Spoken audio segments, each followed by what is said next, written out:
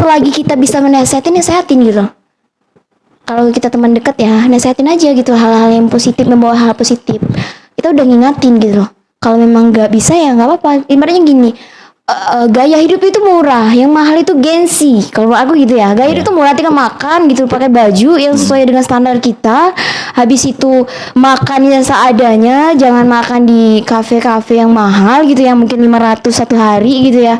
Ya itu nggak mampu gitu loh. Dengan kondisi orang tua yang mungkin cuma petani, dengan kondisi anak yang mungkin anak biaya artis gitu yang mahal gitu, yang nggak mampu gimana keadaannya. Intinya gini, kamu bergaya sesuai dompet, lihat kondisi orang tua gitu. Kalau memang mau bergaya sesuai dompet kamu memang lebih, ya kerja gitu loh. Kerja yang mungkin kerjanya yang benar baik lah, mungkin yang bisa menghasilkan uang yang halal gitu ya. Itu sih menurut aku. Banyak ya. Ya karena itu pilihan ya gitu. Nah karena ya, satu lagi dia nggak ada kerjaan juga, nggak punya kerjaan, terus mau minta ke orang tua nggak ada kan gitu. Ya otomatis ya salah satunya hanya orang yang jadi pacarnya tadi, yang jadi tumpuannya kan. Tapi ketemu sama pacar yang bejat gitu loh. Yang bejat, yang ya udah kita oke lah gitu kan. Apalagi di kota besar nih misalnya ya, di kota besar di Jakarta atau di Jambi aja lah ibaratnya. Ya kalau cowok banyak duit itu tuh gampang banget gitu kan. Kan? ya. Tapi semuanya itu dibalut dengan rasa hubungan berpacaran, dengan rasa kasih sayang katanya kan, cinta, saling mencintai. Karena cewek cowok tuh ya saling mencintai aja bablas gitu loh. Nah makanya nafsu itu diiringi dengan keimanan gitu lah. Kalau ngikutin nafsu nggak bakal ada habisnya. Jadi kalau ibaratnya kamu ngikutin nafsu terus, logika nggak jalan, keimanan nggak jalan, ya susah gitu loh. Ibaratnya aku juga bukan orang baik gitu loh. Aku juga bukan orang suci gitu loh, yang harus nasihatin orang selalu, enggak.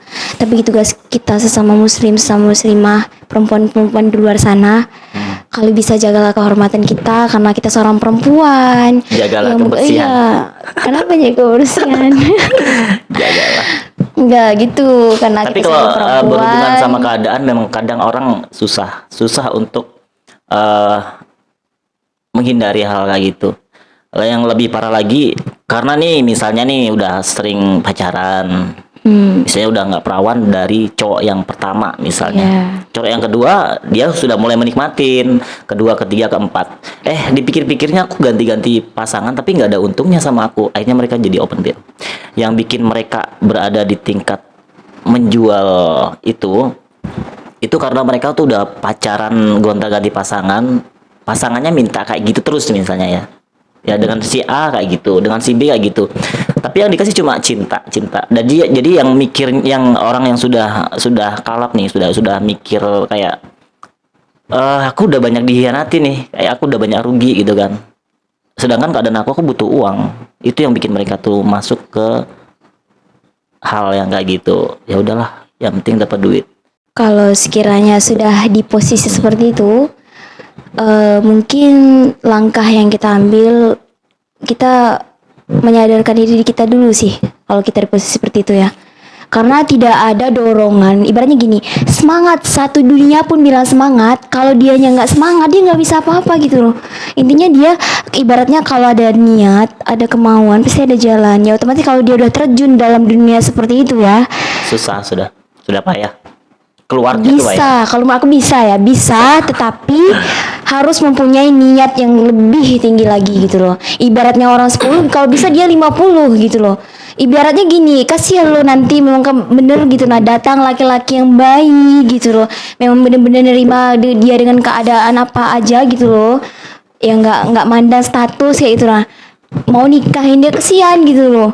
Dia juga rugi, nanti dia juga nyesal gitu loh. Harusnya kalau udah dicoba sekali misalnya, ya Allah, dicoba sekali gitu ya, jangan diulangi lagi. Kalau bisa lari dari zona itu kalau bisa gitu, karena ini individu ya, kita berbicara sesuai dengan keadaan masing-masing. Aku juga nggak tahu kalau aku sekiranya di posisi seperti itu apa yang aku juga nggak tahu, tapi karena aku belum ngalamin, aku udah belajar dari teman-teman aku, pengalaman teman aku, ya otomatis kita harus mikir jernih gitu loh, mikir hal-hal yang akan merugikan. Ini yang rugi bukan aku aja loh, gimana keadaan ayah aku, Apa nggak kesian udah siang malam cari nafkah buat kita, memenuhi keinginan kita, dari yang nggak ada jadi ada, terus kita nambah lagi dosa buat dia. Selama kita belum nikah, perempuan itu dosa ditanggung orang tuanya loh, orang ayahnya loh.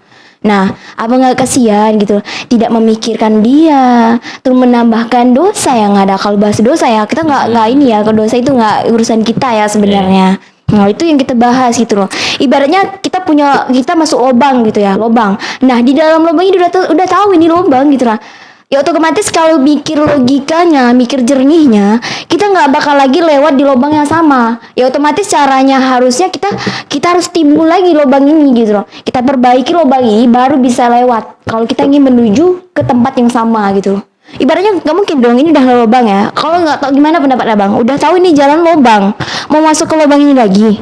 Kalau menuju ke sini, enggak kan? Ada dua hal ya. Dua hal bagi satu orang yang belum pernah mengalami. Yang kedua, orang yang sudah mengalami dan menikmatin itu. Iya. Pada saat kita belum mengalami itu,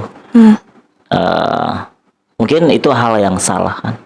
Itu hal yang salah, ya, salah, dan itu bisa balik, masih bisa balik tuh. Ibaratnya nggak sampai ngelewat itulah. Karena ada yang nyadarin kan. Tapi tahu nggak sih kalau misalnya orang yang sudah ngejalanin itu, apalagi sampai setahun, 2 tahun, 3 tahun, mereka nggak mikir dosa lagi, mereka nggak mikir pengen balik lagi, karena satu, itu bukan dianggap sebagai lubang, tapi dianggap sebagai mata pencarian, dianggap sebagai dengan cara ini aku bisa sukses mungkin kan. Karena satu, kalau kita mikirnya itu lubang ya. Iya, kalau gitu jurang lah intinya ya. Gitu ya. Kalau orang yang masih normal nih, masih bisa terhandle, entah dihandle sama agama yang dia miliki, pikiran-pikiran dia sendiri yang masih positif, itu masih bisa dihandle, nggak bakal terjun ke situ. Tapi mereka yang sudah terjun, mereka nggak mempan, sudah taunya duit. Misalnya nih, sekali ngelakuin dapat 400.000, dapat 500.000, dapat 1 juta, dikalikan berapa, dia mikirnya kayak gitu. Padahal sebenarnya uang gitu nggak bakal terkumpul juga gitu. Tapi sangat sulit, yang bikin mereka sulit untuk balik ke normal lagi karena mereka sudah mengalami masuk lubang enak gitu loh. Ngerti nggak sih? Enaknya itu dapat duit gitu loh. Itu yang bikin mereka tuh nggak sadar nggak bakal balik lagi. Kita nih nasihati mereka nih sampai berbuih. Ya nggak mempan. Kamu tuh tahu apa sih? Ini kan aku dengan di sini lah bisa hidup. Aku manggil lo siapa nih? Terserah sih, abang manggilnya tadi siapa? Mut boleh, Mai boleh, Mon boleh, Ina boleh, bebas. Oh ya. Mut, Ina. Iya, Mut, Ma, Ina, Mona. Ya, aku panggil Mai Bella biar lebih enak ya. Iya, Mai abang sendiri yang manggil Mai, nggak apa-apa. Oke.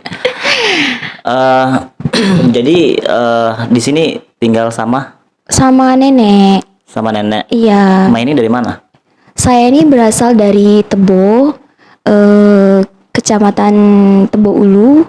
Saya desanya Desa Sungai Petai, Pagar Puding. Nah, saya tinggalnya di situ. Aslinya, kelahiran di situ ya saya. Jelas dan lengkap. Jelas dan lengkap. Ini udah mulai ya? Sudah mulai. Oke, jadi lebih enaknya lebih singkat aku panggil Mai deh. Abang, ini ulang aja lah. Enggak apa-apa, panggil Mai aja. Enggak, ini ulang aja, soalnya tadi kami udah mulai ya gitu, abang. Gak bagus kan? Mai. Abang ulang. Ulang. Iya. Ulang enggak? Oke, sip. Ulangi.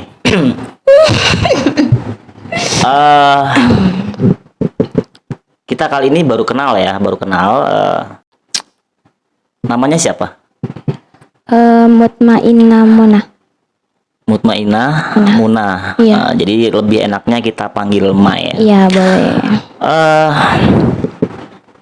Aku mau nanya sesuatu yang mungkin penting gak penting sih ya.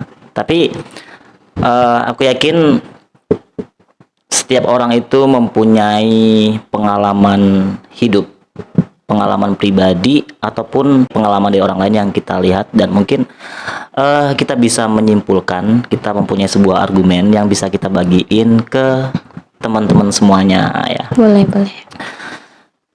Yang pertama aku mau nanya tinggalnya di mana?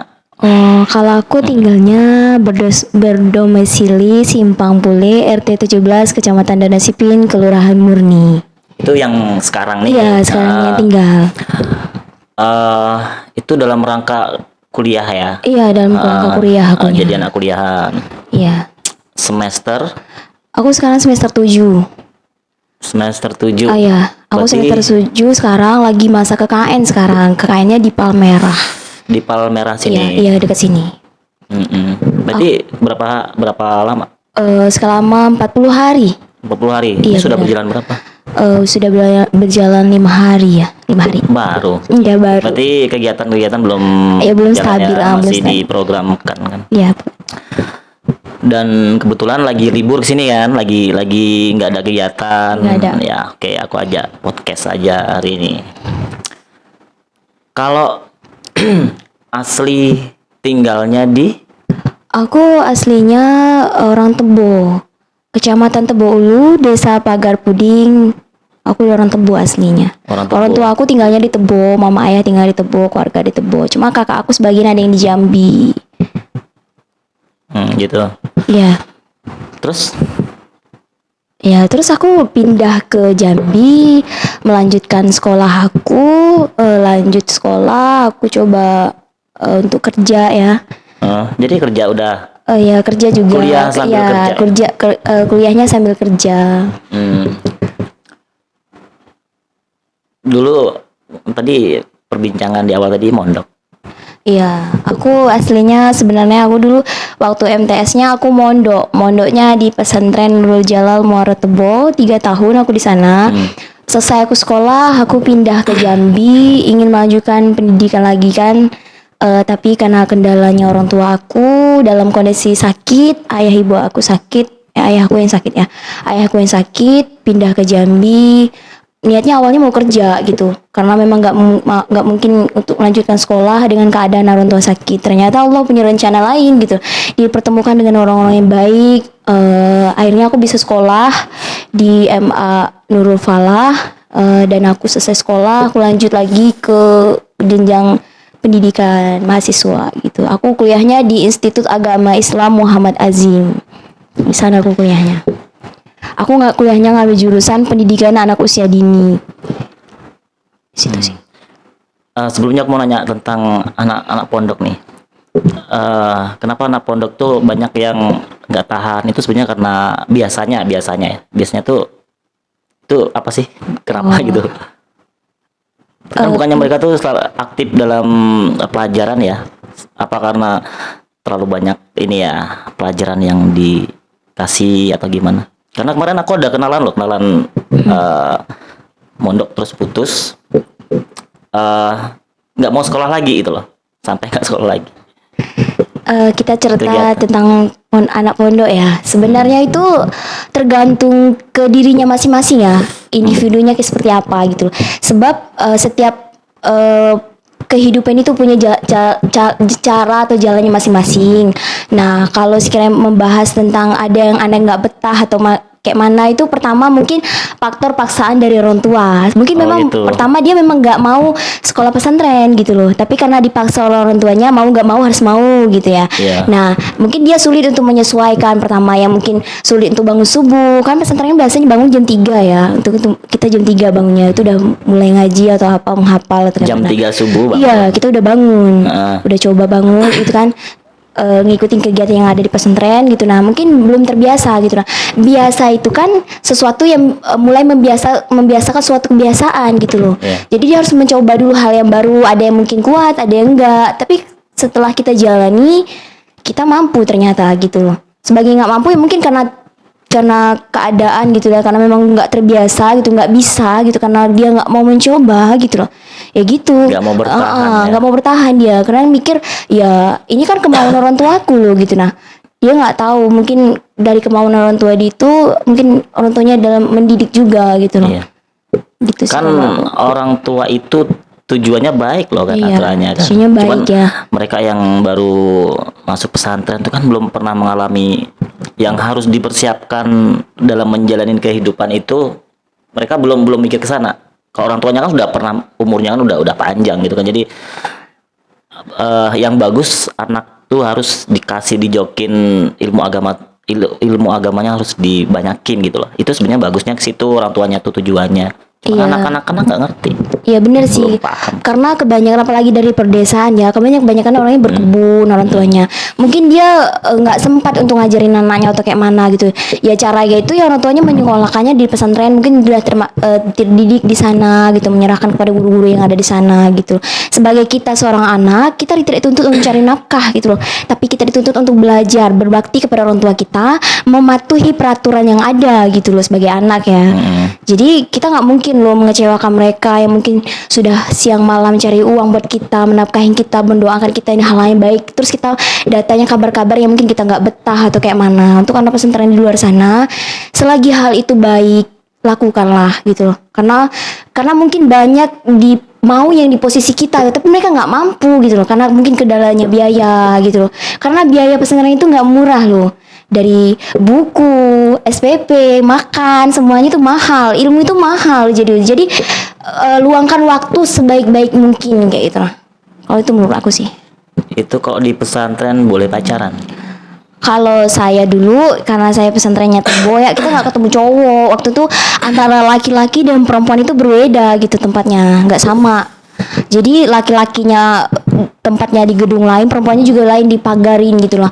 Kalau mungkin ada yang pacarnya mungkin ada lah ya, karena mungkin yang namanya laki-laki tuh ibaratnya kayak penasaran sama perempuan ya, kita keluarnya paling seminggu sekali gitu ya, kayak buang sampah atau cuman aja. Jadi laki-laki tuh kayak ketemu paling ngitip surat kayak gitu, pernah kok ada yang kayak gitu ada. Nggak boleh bawa HP ya? Nggak boleh. Kalaupun bawa HP itu langsung dipecahin gitu ya. Memang sudah ada peraturan di sana. Kalaupun ada bawa HP itu langsung dipecahin HP-nya di depan orangnya langsung, terus dipanggil orang tuanya kalau memang kasus sudah parah. Terus kedua itu ya dihukum gitu loh. Ya hukumnya memang kayak ngaji paling ngapal atau baca-baca buku gitu sambil berdiri atau kayak mana, yang hal-hal yang positif lah insyaallah. Hukumannya mendidik juga ya? Iya mendidik banget hukumannya. Berarti pesantren itu memang seharusnya memang cocok sih untuk anak-anak usia dini, terus sudah lulus SD lah intinya kan, Iya. kan memang harus dikasih ilmu agama. Karena pada saat mereka sudah melewati masa-masa pesantren itu banyak hal-hal baru yang nggak ditemukan di pesantren, dan mereka masuk ke pergaulan umum orang gitu kan, bahkan masuk ke pergaulan bebas atau pergaulan yang memang belum pernah ditemuin gitu loh kan. Nah mereka kadang kaget ya kayak gitu. Nah itu yang bikin terlena. Kalau misalnya sudah ada ilmu agama dalam diri orang tuh, tahu ini dosa nih enggak gitu loh. Bagusnya sih kayak gitu. Yes. Kenapa orang tua mendidik anaknya dengan ilmu agama dulu kan? Yang punya ilmu agama aja, maksudnya yang paham itu batasan-batasan itu aja kadang banyak yang melanggar, apalagi yang enggak sama sekali. Iya, Gitu. ibaratnya gini ya, kalau kita membahas ilmu agama, ibaratnya kalau kita mengejar dunia, kita cuma dapat dunianya. Tapi kalau kita mengejar akhirat, kita plus dapat dunianya gitu. Ibaratnya gitu. Bener. Kalau menurut aku sih gitu. Berarti benar-benar sampai finish, sampai lulus pondok kemarin. Ya, aku sampai lulus pesantren kemarin 3 tahun ya, dari itu masih SMP ya. Lulus 3 tahun, terus aku pengen lanjut lagi. Tapi dalam kondisi orang tua aku sakit, sebenarnya bisa sih aku lanjut sekolah situ. Cuma mengabdi gitu ya. Cuma kayak ibaratnya aku pengen cari wawasan lagi di luar gitu loh. Aku Yang pengen umum ya? iya yang umum gitu. Berarti loh. masuk ke SMA. Iya, MA dulu Nurul Oh, Fala, madrasah ya. iya. Gitu. Nah, aku lanjut di sana. Itu di mana, di Tebu? Enggak, di Jambi aku. Di Jambi, Udah pindah oh, ke Jambi. udah pindah ke Jambi. Nah, dibantu sama orang baik gitu yang kenal aku. Alhamdulillah kenal kakakku juga. Dia sangat-sangat baik gitu. Dia bantu aku mau sekolah di mana. Waktu itu aku ngelamarnya di Man Labor ya, di Man Labor. Nah, dalam kondisi keadaan kakak aku kuliah, motor aku juga nggak ada gitu ya. Ya jadi mikir 2 kali gitu lah, mau dimasukin pesantren lagi rencananya. Tapi yang di Ainul Yakin ya, tau nggak sih yang Ainul Yakin itu, yang di seberang, ya nggak? Nah dimasukin situ. Nah ke dalam kondisi seperti itu, kayak nggak mungkin kayak gitu. Nah aku mau kerja aja kalau bisa. Aku mau ngaji aja deh, mungkin bisa.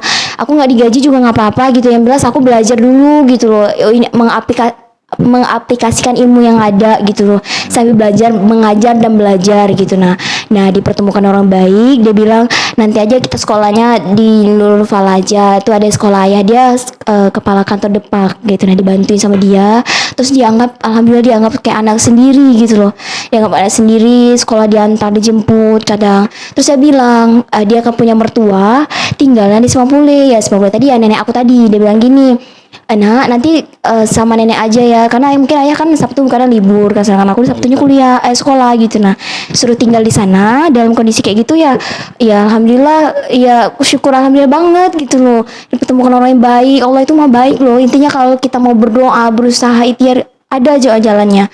Terus aku tinggal di sana ya, aku di sekolah di situ. Nah ya otomatis kan kendaraan nggak ada, kadang naik ojek, kadang kadang karena orang tua aku nggak punya uang lebih gitu ya buat nyekolahin aku, tapi melalui rezeki aku melalui orang lain, itu udah syukur alhamdulillah banget kalau bagi aku ya.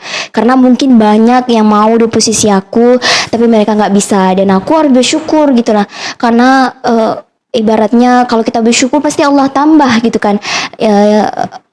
Terus aku lanjut sekolah di Nurul Falah, dan aku waktu itu sekolah nggak pakai motor, kadang nggak ada ojek, jadi aku jalan kaki doang kan, nggak, lumayan jauh ya bang, dari Nurul Falah ke Penjuru ke Semapule nggak terlalu jauh, jadi setiap hari jalan kaki gitu.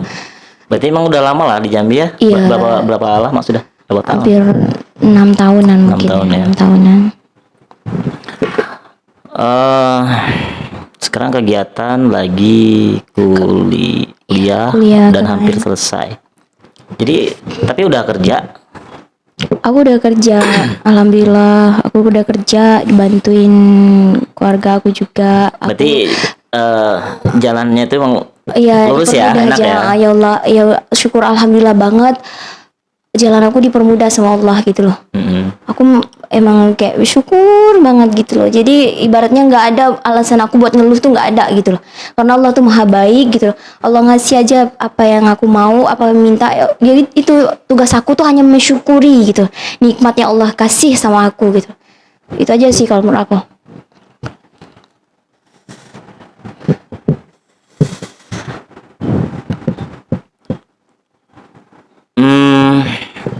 Tapi kalau aku lihat sih orangnya ceria ya. Ya aku ceria. Kamu orangnya aslinya gimana? Aslinya gimana nih? Aslinya aku sih orangnya ramah ya. Kalau dikata friendly, aku friendly ya. Friendly ya. Friendly itu. Friendly dikatakan itu tuh bukan kayak fly gear ya, bukan ya. Tapi lebih ke hobi aja, mengenal gitu loh. Ya silaturahmi ya, menjalin silaturahmi gitu loh. Ibaratnya gitu kalau akunya. Aku orang ramah gitu, mudah bergaul juga akunya. Ya bagus lah. Karena. Dan aku barbar juga. Ya aku lihat di snap WhatsApp, kayaknya orangnya lebih aktif ya. Iya aktif banget. Kata teman aku kalau nggak ada aku nggak heboh katanya. Iya, orang-orang kayak memang bikin heboh suasana sih. Ya, maksudnya bikin suasana itu hidup. Iya cuma ibarat kayak gitu. Aku ibaratnya dalam keseharian aku seperti itu, orang tidak mempercayai kehidupan aku seperti ini gitu loh. Disitulah cara aku membahagiakan diri aku sendiri melalui orang-orang di lingkungan aku gitu loh. Jadi aku nggak mungkin loh nge-expose gimana kondisi keadaan aku, nggak mungkin kan. Emang yang sebenarnya gimana? Yang sebenarnya itu sulit ya, rumit kayak rumit banget kayak itu. Nah dari sekolah aja aku udah susah loh gitu. Nah dari sekolah aja kalau dikaji susahnya ya, aku udah susah kayak itu. Nah tapi ibaratnya susah bukan berarti aku nyerah, enggak. Dalam aku susah itu aku harus semangat kayak gitu. Aku harus buktiin kepada dunia ini bahwa dimanapun kita punya niat yang baik, usaha, Allah kasih jalan, yakin aja gitu loh. Kalau Allah berkehendak tuh kun fayakun tuh nggak ada yang nggak mungkin. Penting kita mau usaha. Jadi kalau kita usaha ya ada hasil gitu lah. Kalau ibaratnya hasil kita nggak sesuai usaha kita, ya nggak apa-apa. Makanya setiap usaha itu libatkan Allah dalamnya. Kenapa? Kalau kita libatkan Allah dalamnya, kita nggak akan kecewa gitu loh. Iya. Itu sih kalau menurut aku.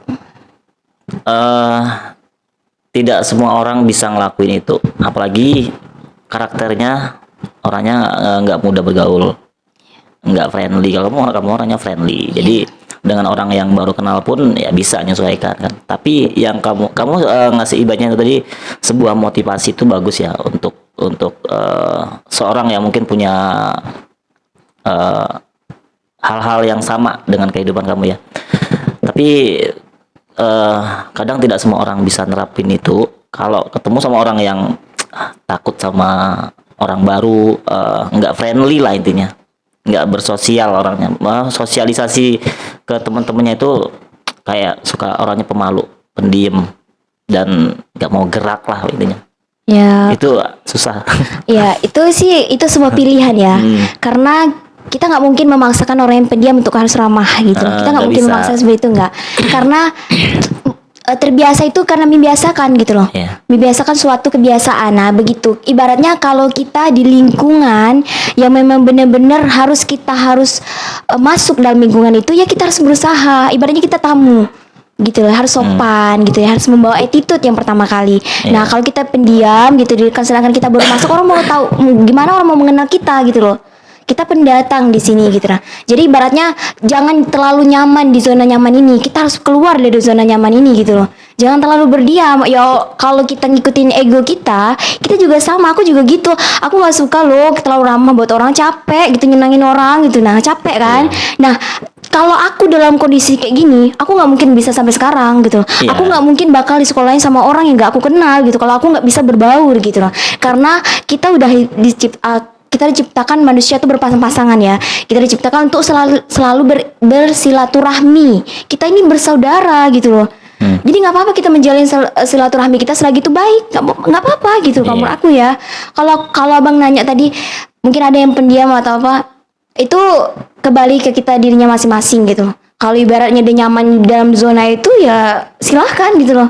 Tapi apakah dia bisa berkembang dalam hal seperti itu? Ya mungkin bisa, tapi dengan jalur yang berbeda gitu.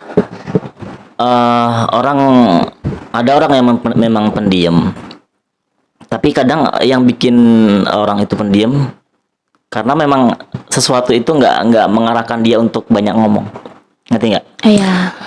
Kalau kita udah masuk ke dunia perkuliahan, di dunia perkuliahan tuh ada mereka yang masih pendiam dari semester awal sampai akhir, nggak aktif orangnya, nggak aktif, nggak banyak ngomong, taunya datang, duduk, balik, ngerjain tugas, balik gitu kan. Ada yang kayak gitu, tapi ada juga mereka yang aktif, jiwanya nih aktif, masuk ke kampus. Orang nawarin, kamu mau nggak kamu masuk ke organisasi, kan banyak tuh organisasi PMII, HMI, terus apa tuh banyak banget ya. Kalau orang aktif itu biasanya mereka mau ngikut, ya udah aku ikut masuk gitu nah. Kan ada yang nggak gitu tuh. Iya. Nah, itu bisa mendidik. Terus? Nah, itu bisa mendidik anak kuliah itu tadi, sosok anak kuliah itu tadi jadi aktif. Karena kalau dimasuk ke organisasi itu kan diajarin, kamu harus bisa ngomong ya gitu kan. Kamu harus bisa orasi gitu. Kan kayak gitu ya, bisa di organisasi. Tapi ada juga orang bisa yang tadinya pendiam jadi banyak ngobrol, itu ya dikarenakan mungkin ada dia gabung ke sering terjun ke masyarakat, sering berinteraksi sama orang, itu bisa bikin dia tuh banyak ngomong. Bisa banyak sih dari sekolah, misalnya sekolah dia jadi ketua kelas, itu kan diajarin untuk ngobrol, belajar untuk ngobrolnya di situ. Ya kalau aku pribadi, aku nggak ikut organisasi apa, nggak ikut. Karena pertama aku kelas eksekutif awal mulanya, karena aku kelas pekerja gitu loh. Terus aku pindah ke non reguler karena dipindahin karena bilang eksekutif mahasiswa cuma sedikit gitu nah. Jadi ya pindah ke non reguler, aku yang berusaha buat menyesuaikan karena aku pekerja ya, aku kerja juga gitu. Aku banyak kegiatan di luar sana gitu nah. Jadi kalau aku fokus untuk kuliah aja, aku nggak bisa bayar kuliah aku gitu nah, karena dulu beasiswa kan banyak sebenarnya ya, cuma nggak semua bisa dapat beasiswa gitu loh. Ya mungkin nggak rezeki aku, mungkin banyak yang lebih kekurangan dari aku gitu ya, otomatis ya aku harus kerja gitu, dari kerja aku bisa bayar kuliah gitu loh, bukan berarti aku nggak aktif gitu loh. Terus pas pemilihan PBAK,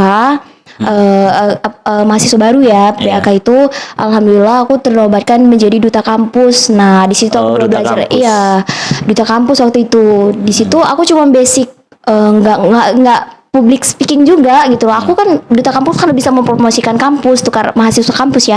Aku cuman kalau nggak salah cuma tes hafalan sama baca Quran doang kemarin. Nah di situ aku terpilih. Oh ini kan institut ya. Oh berarti aku boleh dong mengekspor apa aja yang aku punya di sini selagi itu hal positif gitu kan. Nah aku tuh bukan mahasiswa yang aktif juga. Aku kuliahnya cuma 1 minggu 2 kali. Nah aku juga fokus kerja gitu ya. Ibaratnya aku hanya meluangkan waktu aku sedikit gitu loh. Dari waktu sedikit itulah aku belajar gimana aku bisa berbicara yang baik, bisa menghargai orang. Aku orangnya nggak pintar, tapi aku orangnya mau belajar gitu lah.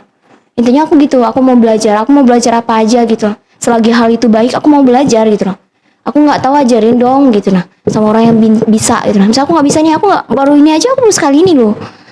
Ngeliat kamera aja baru kayak acara seperti ini juga sekali ini gitu loh. Intinya aku mau belajar gitu loh.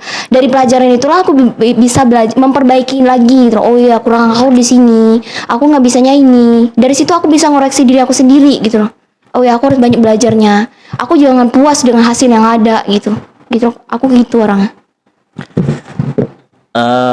Untuk hal pekerjaan, sudah dapat kerjaan ya. Kalau di desa sudah pada zaman sekarang udah banyak yang S1 semuanya ya. Banyak sih kalau desa aku banyak yang S1, cuma lebih banyaknya karena di Tebo tuh banyak kebun. Jadi orang banyak meneruskan kebunnya gitu.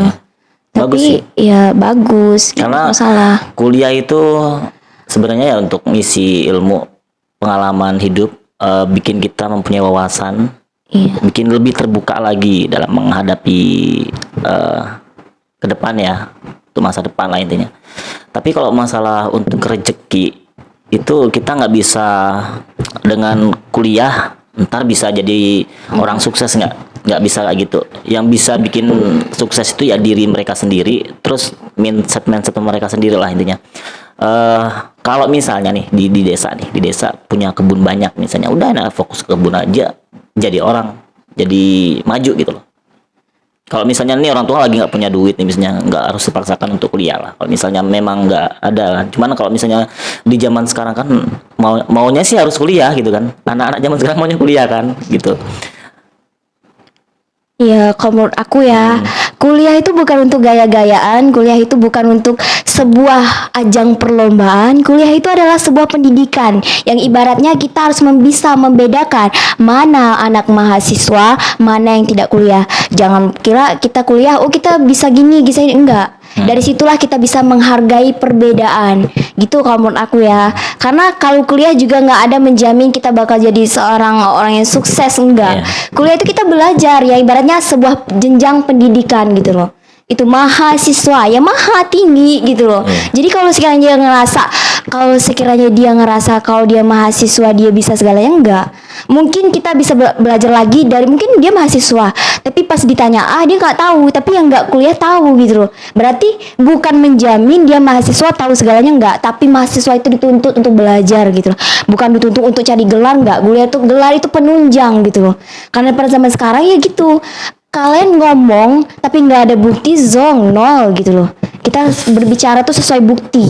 Jadi kalau ada buktinya orang bisa apa gitu loh. Aku pernah sekolah ini loh. Ya buktinya mana? Ya dengan ijazah gitu loh. Sebuah karya, sebuah pendidikan yang dibuktikan oleh ijazah. Kalau dia pernah duduk di bangku mahasiswa kuliah gitu, nggak ada perbedaan sih kalau menurut aku. Sukses bukan menjamin dia harus kuliah, enggak. Dia jadi tokeh aja bisa sukses kok. Gitu sih kalau menurut aku. Mungkin dia banyak kebun tadi, sukses kok. Iya. Dengan backing orang tua, nggak sekolah gitu ya. Intinya dia tahu aja, dia tahu ngitung, tahu baca gitu kan. Tapi mahasiswanya gitu ya, otomatis mahasiswa itu yang harus ditanamkan attitude. Kalaupun punya ilmu yang tinggi, nggak ada attitude-nya juga nol. Karena anak mahasiswa itu kuliah tinggi loh, tapi nggak pernah menghargai orang. Nah itu bahaya. Karena kita membawa gelar mahasiswa, maha, yang harus kita pertanggungjawabkan. Maha itu seperti apa gitu loh, harus kita pertanggungjawabkan. Jadi nggak ada perbedaan. Oh ya aku circle-nya yang kuliah dong, nggak ada kayak gitu. Aku yang kuliah nggak bisa lo berteman sama orang yang nggak kuliah, nggak ada. Ibaratnya gini, kalau kita tongkrongannya dengan anak kuliahan, ini kita kata abang tadi kan kita bahas tentang anak kuliahan, pelajaran mungkin ya. Kalau yang nggak bahas tentang kuliahan, Ya mungkin dia mau di posisi kita gitu loh. Tapi dengan kondisi yang nggak mampu, mungkin kondisi kendala yang lain, mungkin belum ada rezekinya untuk kuliah. Tapi dia pengen, nggak ada loh yang nggak pengen, pasti mau. Cuma kan yang kendala, mungkin harus mikir makan besok pagi makan apa gitu loh. Mau mikirin kuliah yang nggak mungkin kan. Jangan memaksakan suatu keadaan. Ingat ya, kuliah itu bukan buat gaya-gayaan. Malah yang banyak ya yang terjadi gini. Orang tua di desa nih sulit, Yes. ekonominya sulit. Anaknya memaksakan untuk kuliah.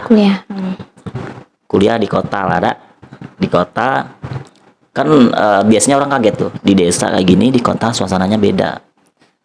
Masuk ke pergaulan yang di kota nih, yang kalau di desa sudah malam sudah gelap, di kota masih jam 3 malam masih kayak siang gitu kan.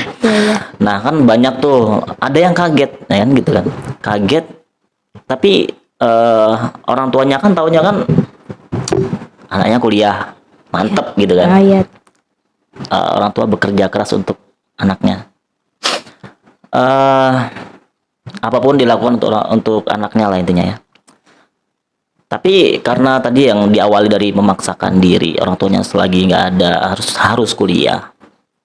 Terus orang tuanya ada kalanya orang tuanya nggak bisa ngirim uang misalnya. Nah itu yang sulit pada saat anak minta kirimin duit misalnya. Tapi ya orang tuanya nggak bisa ngirim dulu misalnya kan. Bersamaan dengan itu ada hal-hal negatif yang masuk. Iya maksudnya? Ya. Hal negatif itu banyak yang gitu. Sehingga melewati batas. Orang tua nggak tahu apa yang terjadi sama anaknya. Taunya kan anaknya kan baik-baik aja gitu kan. Ternyata karena ekonomi tadi, karena memaksakan itu kan keinginan dia sendiri untuk kuliah gitu kan. Nah, pada saat diterpa dengan pergaulannya yang tadinya dia misalnya dia alim nih, pertamanya di desa kalem, setelah nyampe kota banyak perubahan yang masuk, mungkin karena kan pacarnya, dikarenakan teman-temannya yang sudah pada duluan degil nakal gitu kan. Nah, dia jadi ikut-ikutan. Nah, itu banyak banget, bahkan sampai ibaratnya kayak ngkos satu jadi satu gitu kan, banyak tuh yang kayak gitu tuh. Yang open kan banyak juga sih. Nah, itu sebenarnya ya orang tuanya banyak nggak tahu loh kayak gitu. Kalau ditanya karena keadaan sih. Tentang itu, kalau pendapat aku sih, bergayalah sesuai dompetmu. Nah, bergaya sesuai dompetmu seperti apa? Jika kamu masih dibiayai oleh orang tuamu, janganlah bergaya lebih gitu loh. Ngerti gak sih? Jadi ibaratnya kalau cuma dikirimin 1 bulan 1 juta, gimana 1 juta itu bisa berlebih gitu. Jangan pernah pas atau apa. Ya ibaratnya gini, kalau sekiranya kamu bergaya tidak sesuai dompetmu, ya ini keadaannya gini gitu loh. Kita keluar dari zona yang memang seharusnya kita nggak keluar gitu. Intinya gitu, bergaya tuh sesuai dompet. Kalau sekiranya dia bergaya nggak sesuai dompet, ya mungkin hal yang positif jadi nggak positif gitu ya. Mungkin ada yang bilang open BO ya.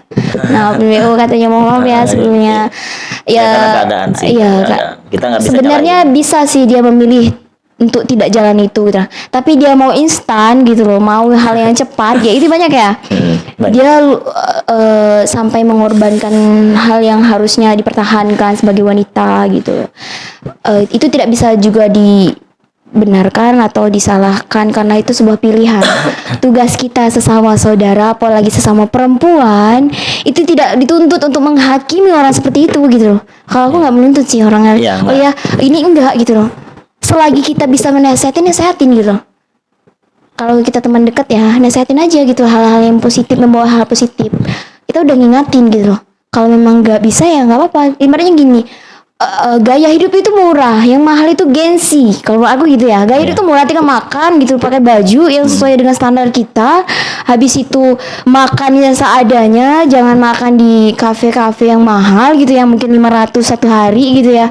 Ya itu nggak mampu gitu loh. Dengan kondisi orang tua yang mungkin cuma petani, dengan kondisi anak yang mungkin anak biaya artis gitu yang mahal gitu, yang nggak mampu gimana keadaannya. Intinya gini, kamu bergaya sesuai dompet lihat kondisi orang tua gitu loh. Kalau memang mau bergaya sesuai dompet kamu memang lebih, ya kerja gitu loh. Kerja yang mungkin kerjanya yang benar baik lah, mungkin yang bisa menghasilkan uang yang halal gitu ya. Itu sih menurut aku, jangan lari dari hal-hal yang seperti itu. Kadang mereka kan kalau jauh dari orang tua kan jauh dari pantuan kan. Nah, biasanya mereka tuh punya pacar, memanfaatkan pacar ada juga, tapi dia juga dimanfaatkan pacar juga, ngerti gak sih maksudnya? Iya, nanti aku banget. Jadi ada uang, ada sesuatu yang harus dibalikin. Nah, kalau cowok nih kebanyakan, tapi nggak semuanya ya. Ini untuk yang ibaratnya yang degil-degil aja sih ibaratnya. Oke lah, ceweknya minta sesuatu karena di keadaan tadi ya, minta diroyalin gitu kan. Tapi mereka nggak tahu cowok itu kalau ngeroyalin cewek pasti ada sesuatu yang dia mau juga. Semua laki-laki kayak gitu ya? Nggak semua laki-laki, ada yang tulus juga, ada yang tulus. Tapi biasanya kalau ibaratnya cowok nih dia udah kerja nih, capek nih misalnya. Terus ceweknya semuanya minta ditunjangin, dikasih gitu kan. Ya orang pacaran apalagi dengan alasan berpacaran kan kayak gitu kan. Biasanya kan ya saling menyayangi sih kalau bahasanya pergaulannya kan. Kalau Itu banyak kayak gitu loh. iya, sebagai perempuannya aja lagi sih mikir gitu loh. Karena Nggak itu bisa sangat mikir lagi karena memang keadaan ya, butuh diroyalin kan. aku bingung ya kalau gitu. Karena gini loh, ibaratnya kalau kamu sekiranya Kepepet. Kepepet. ya kalau makanya kalau mikir itu selain bawa hati, logikanya juga ngikut gitu loh. Jadi sesuatu yang kita ambil atau apa butuh pertimbangan gitu loh. Nggak bisa kita ngambil keputusan dalam keadaan terpepet, nggak bisa kita ngambil keputusan dalam keadaan terdesak atau kayak mana, nggak bisa. Kita butuh ketenangan dulu gitu loh. Kalau ibaratnya kayak gitu ya cari hal-hal yang mungkin ada jalur lain kayak gitu loh. Mungkin hal minjam dulu mungkin boleh gitu loh. Selain Jam itu 100.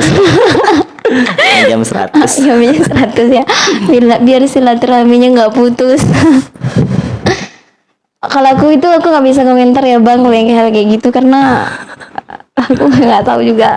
Banyak ya. Ya karena itu pilihan ya gitu. Nah Ya, karena satu lagi dia nggak ada kerjaan juga, nggak punya kerjaan, terus mau minta ke orang tua nggak ada kan gitu. Ya otomatis ya salah satunya hanya orang yang jadi pacarnya tadi yang jadi tumpuannya kan. Tapi ketemu sama pacar yang bejat, nah gitu loh. Yang bejat yang ya udah kita Iya. oke lah gitu kan. Apalagi di kota besar nih misalnya ya, di kota besar di Jakarta atau di Jambi aja lah ibaratnya. Ya kalau cowok banyak duit itu tuh gampang banget gitu kan. Ya kan? ya Tapi semuanya itu dibalut dengan rasa hubungan berpacaran, dengan rasa kasih sayang katanya kan. Cinta, saling mencintai. Karena cewek cowok tuh ya saling mencintai ya jadi bablas gitu loh. nah makanya nafsu itu diiringi dengan keimanan gitu lah. Kalau ngikutin nafsu nggak bakal ada habis-habisnya. Jadi kalau ibaratnya kamu ngikutin nafsu terus logika nggak jalan, keimanan nggak jalan ya susah gitu loh. Ibaratnya aku juga bukan orang baik gitu loh. Aku juga bukan orang suci gitu loh, yang harus nasihatin orang selalu, enggak. Tapi gitu guys, kita sesama muslim, sesama muslimah, perempuan-perempuan di luar sana, kalau bisa jagalah kehormatan kita karena kita seorang perempuan. Jagalah Yang kebersihan. iya, kenapa jaga kebersihan?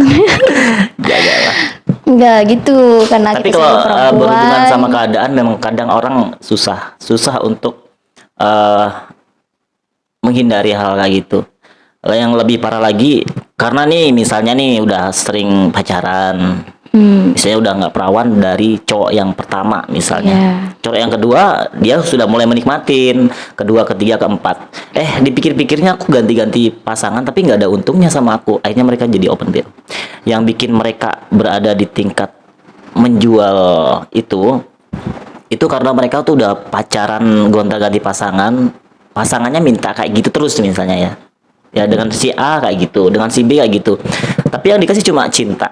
Dan jadi yang orang yang sudah kalap nih, sudah mikir kayak aku udah banyak dihianati nih, kayak aku udah banyak rugi gitu kan, sedangkan keadaan aku butuh uang. Itu yang bikin mereka tuh masuk ke hal yang kayak gitu. Ya udahlah, yang penting dapat duit. itu udah tingkat yang apa ya, pergaulannya udah sangat-sangat kayak gitulah pokoknya. Kalau sekiranya sudah di posisi seperti itu, mungkin langkah yang kita ambil, kita menyadarkan diri kita dulu sih kalau kita di posisi seperti itu ya. Karena tidak ada dorongan, ibaratnya gini, semangat satu dunia pun bilang semangat, kalau dianya nggak semangat dia nggak bisa apa-apa gitu loh. Intinya dia ibaratnya kalau ada niat, ada kemauan, pasti ada jalan. Ya otomatis kalau dia udah terjun dalam dunia seperti itu ya, Susah, sudah payah. Keluarnya tuh payah. bisa. Kalau aku bisa ya, bisa, tetapi harus mempunyai niat yang lebih tinggi lagi gitu loh. Ibaratnya orang 10, kalau bisa dia 50 gitu loh. Ibaratnya gini, kasihan lo nanti memang bener gitu, nah datang laki-laki yang baik gitu loh, memang bener-bener nerima dia dengan keadaan apa aja gitu loh, yang nggak mandang status kayak gitu lah, mau nikahin dia, kasihan gitu loh. Dia Kasihan juga rugi nanti, dia juga nyesal gitu loh. Harusnya kalau udah dicoba sekali misalnya, ya Allah, dicoba sekali gitu ya, ya jangan diulangi lagi. Kalau bisa lari dari zona itu kalau bisa gitu, karena ini individu ya, kita berbicara sesuai dengan keadaan masing-masing. Aku juga nggak tahu kalau aku sekiranya di posisi seperti itu apa yang aku juga nggak tahu, tapi karena aku belum ngalamin, aku udah belajar dari teman-teman aku, pengalaman teman aku, ya otomatis kita harus mikir jernih gitu loh, mikir hal-hal yang akan merugikan. Ini yang rugi bukan aku aja loh, gimana keadaan ayah aku, apa nggak kesian udah siang malam cari nafkah buat kita, memenuhi keinginan kita, dari yang nggak ada jadi ada, terus kita nambah lagi dosa buat dia. Selama kita belum nikah, perempuan itu dosa ditanggung orang tuanya loh, orang ayahnya loh. Nah, apa nggak kesian gitu, tidak memikirkan dia, terus menambahkan dosa yang ada. Kalau bahas dosa ya, kita nggak ini ya, kalau dosa itu nggak urusan kita ya sebenarnya. Nah, itu yang kita bahas gitu loh. Ibaratnya kita masuk lubang gitu ya, lubang. Nah, di dalam lubang ini udah tahu ini lubang gitu lah. Ya otomatis kalau mikir logikanya, mikir jernihnya, kita nggak bakal lagi lewat di lubang yang sama. Ya otomatis caranya harusnya kita harus timbul lagi lubang ini gitu loh. Kita perbaiki lubang ini baru bisa lewat. Kalau kita ingin menuju ke tempat yang sama gitu loh. Ibaratnya nggak mungkin dong, ini udah lubang ya. Kalau nggak tahu, gimana pendapat abang? Udah tahu ini jalan lubang, mau masuk ke lubang ini lagi. Kalau menuju ke sini, enggak kan? Ada dua hal ya, Ya, hal bagi coba. satu orang yang belum pernah mengalami. Yang kedua, orang yang sudah mengalami dan menikmatin itu. Iya. Pada saat kita belum mengalami itu, Hmm. mungkin itu hal yang salah kan? Itu Iya, hal yang salah, benar. ya, salah, dan itu bisa balik, masih bisa balik tuh. Ibaratnya nggak sampai ngelewat itulah, karena ada yang nyadarin kan. Iya. Tapi tahu nggak sih, kalau misalnya orang yang sudah ngejalanin itu, apalagi sampai setahun, 2 tahun, 3 tahun, mereka nggak mikir dosa lagi, mereka nggak mikir pengen balik lagi, karena satu, itu bukan dianggap sebagai lubang, tapi dianggap sebagai mata pencaharian, dianggap sebagai, dengan cara ini aku bisa sukses mungkin kan. Karena satu, kalau kita mikirnya itu lubang ya, Iya, kalau gitu jurang lah intinya ya, jurang gitu ya. intinya. Kalau orang yang masih normal nih, masih bisa terhandle, entah dihandle sama agama yang dia miliki, pikiran-pikiran dia sendiri yang masih positif, itu masih bisa dihandle, nggak bakal terjun ke situ. Tapi mereka yang sudah terjun, mereka nggak mempan, sudah taunya duit. Misalnya nih, sekali ngelakuin dapat 400.000, dapat 500.000, dapat 1 juta, dikalikan berapa, dia mikirnya kayak gitu. Padahal sebenarnya uang kayak gitu nggak bakal terkumpul juga gitu. Tapi sangat sulit, yang bikin mereka sulit untuk balik ke normal lagi, karena mereka sudah mengalami, masuk lubang enak gitu loh. Ngerti nggak sih? Enaknya itu dapat duit gitu loh. Itu yang bikin mereka tuh nggak sadar nggak bakal balik lagi. Kita nih nasihati mereka nih sampai berbuih. Ya nggak mempan. Kamu tuh tahu apa sih? Ini kan aku dengan di sini lah bisa hidup. Dan Iya, gitu loh. iya benar. Nggak bisa. Kita kadang nggak bisa nyalain orang tuh. Yang bikin kayak gitu karena keadaan mereka yang memang nggak mau kerja keras, yang maunya kerja instan kayak gitu. Kalau dibahas kayak gitu ya, tugas kita tuh bukan menghitung dosa orang atau enggaknya, menghakimi orang tuh enggak.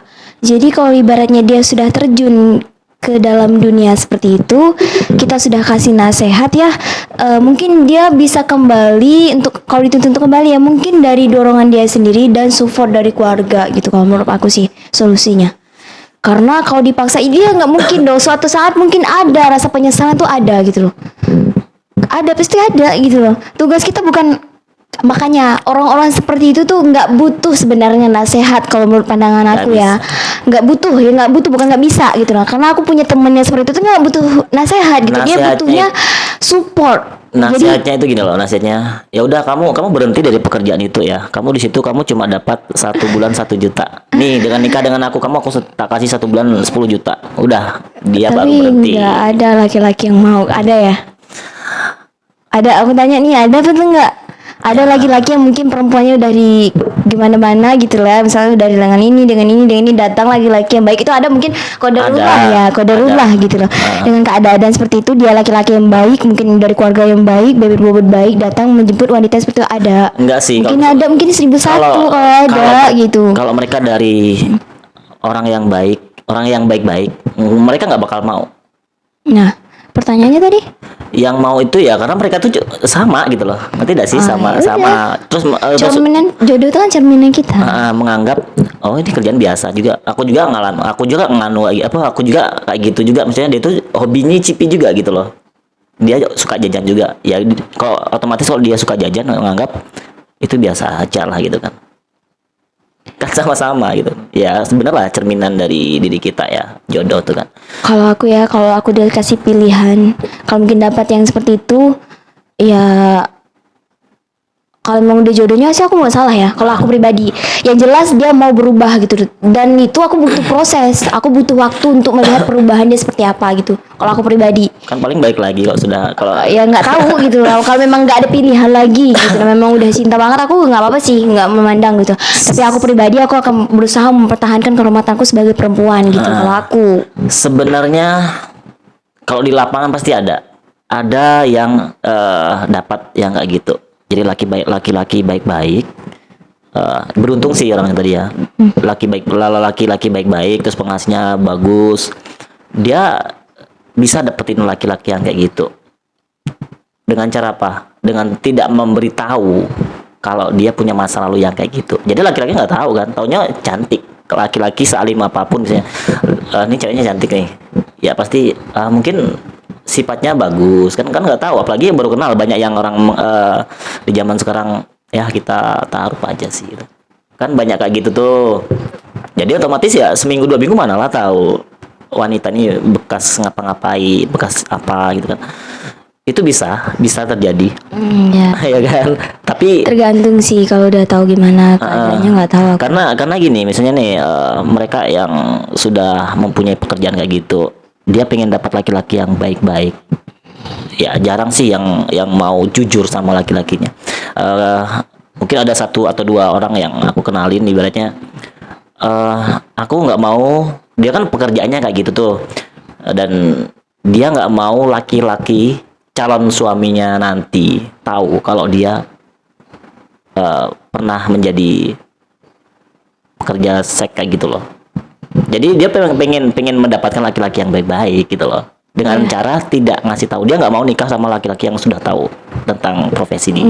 Enggak itu aja sih. Semua orang tuh mau dia bajingan sekalipun, preman sekalipun, mau wanita juga baik-baik, apalagi perempuan gitulah. Ini dipakai seumur hidup kalau bisa. Jadi bukan sehari 2 hari ataupun 2 tahun ya. Ini seumur hidup. Kita hidup dengan laki-laki yang mempunyai karakter. Kalau dia punya karakter yang bagus, kita hidup dengan karakter dia gitu loh. Aku menurut kayak itu, kalau sekiranya dia hidup mempunyai karakter yang bagus, sifat ya atau kayak itu, ya insya Allah sih gitu lah, dia bisa membimbing. Tapi kalau dia nggak punya tanggung jawab atau mungkin suka jajan di sana-sana, ya kayak nggak tahu ya. Itu bukan suatu pilihan sih menurut aku.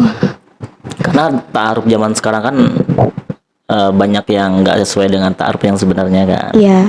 Intinya ayo kita ta'aruf tahunya kan yang penting baru kenal langsung nikah, kan kayak gitu ta'arufnya anak zaman sekarang. Kalau zaman dulu kan nggak, benar-benar orangnya ini gimana dicari tahu terlebih dahulu. Kalau ta'aruf anak zaman sekarang sudah sama-sama berumur nih, misalnya udah kita waktunya nikah, ketemu kita ta'aruf, ya udah seminggu kenal nikah, itu ta'aruf. Padahal banyak yang perlu dipahami lah pernikahan. Konten-konten aku sebelumnya juga banyak mereka mempunyai masalah keluarga sehingga mereka cerai, itu masalahnya karena beberapa hal kayak KDRT, kayak suka jajan di luar juga, itu menjadi apa ya, jadi pemicu juga sih. Banyak lah. Yang paling penting ya yang sering terjadi ya karena kayak masalah ekonomi sih. Perceraian itu banyak terjadi. Perceraian karena masalah ekonomi itu terjadi kalau misalnya eh, individu orangnya itu suka pengen diroyalin, suaminya nggak puas lah dengan apa yang dikasih suaminya. Tapi kalau misalnya kayak di desa nih, mereka pergaulannya nggak kemana-mana, pacarannya cuma dengan satu atau dua orang itu, ketemu nikah, terus suaminya nggak punya banyak duit atau ekonominya biasa-biasa aja, istrinya tuh biasanya mau menerima karena memang tingkat wawasan pergaulan dia tuh belum banyak nemuin cowok-cowok yang gimana gitu. Pikirannya yang penting setia lah, intinya masih setia. Membahas tentang anak gadis desa atau gadis kota ya. Semuanya sama sih sebenarnya, cuma cara pikir yang berbeda gitu loh. Karena mungkin kalau ibaratnya gadis desa masuk ke kota, dia nggak tahu pergaulan kota seperti apa. Dia juga belum tentu bisa menyesuaikan, butuh waktu. Sedangkan gadis kota ke desa, dia juga nggak paham ini gimana laki-laki itu seperti ini cara pandangnya, perempuan itu seperti ini. Ya ibaratnya gini, kita tidak bisa masuk dalam suatu ibaratnya suatu suatu desa atau suatu kota kalau kita nggak mencoba langsung kayak gitu. Nggak bisa berbicara, oh lah gadis kota tuh seperti ini loh, gadis desa seperti ini. Nggak ada pembahasan kayak gitu. Kita masuk dulu, ceweknya yang harus coba keluar gitu loh. Kita lihat pergaulan luar. Kalau pergaulan luar banyak menurutnya, ya udah tinggalin, ngapain mendem aja di desa, nggak apa-apa gitu. Kalau ibaratnya kalau dia ngerasa perempuan istri ya, membahas tadi ya, nggak bisa di KDRT atau diperselingkuhin, itu banyak cerai. Nggak semua wanita sih bisa gitu lah, karena wanita itu sekeras kerasnya wanita, semandiri-mandirinya wanita, dia butuh sosok laki-laki yang bisa membimbing gitu lah. Ibaratnya kalau dia main kayak KDRT atau main tangan kayak gitu kan, jadi kayak ini laki-laki seorang pemimpin loh gitu. Dia dilahirkan dari seorang ibu perempuan ya, dia menyakiti perempuan gitu loh. Gitu, nggak etis sih kalau menurut aku laki-laki seperti itu tuh. Karena laki-laki itu dilihat dari tanggung jawabnya, tanggung jawab atas dirinya, orang tuanya, dan agamanya. Kalau dia udah punya itu, insya Allah dia bertanggung jawab dunia akhirat. Kalau aku pandangnya gitu. Kalau misalnya dapat yang kaya itu bonus kalau menurut aku sih, tapi yang dapat yang bertanggung jawab itu harus buat laki-laki di luar sana, harus bertanggung jawab gitu. Kalau nanya kayak gitu sih akunya. Laki-laki kebanyakan ya mau bertanggung jawab sih. Bertanggung jawab tuh dia banyak menikahi, hal. dia mau menikahi berarti dia mesti bertanggung jawab sih. Enggak, bertanggung jawab tuh sebanyak-banyak laki-laki itu seperti ini. Dia bertanggung jawab untuk hanya materi doang. Tapi akankah dia bertanggung jawab ketika istrinya nggak sholat? Apakah bertanggung jawab? Belum tentu. Tugas laki-laki itu ya begitu.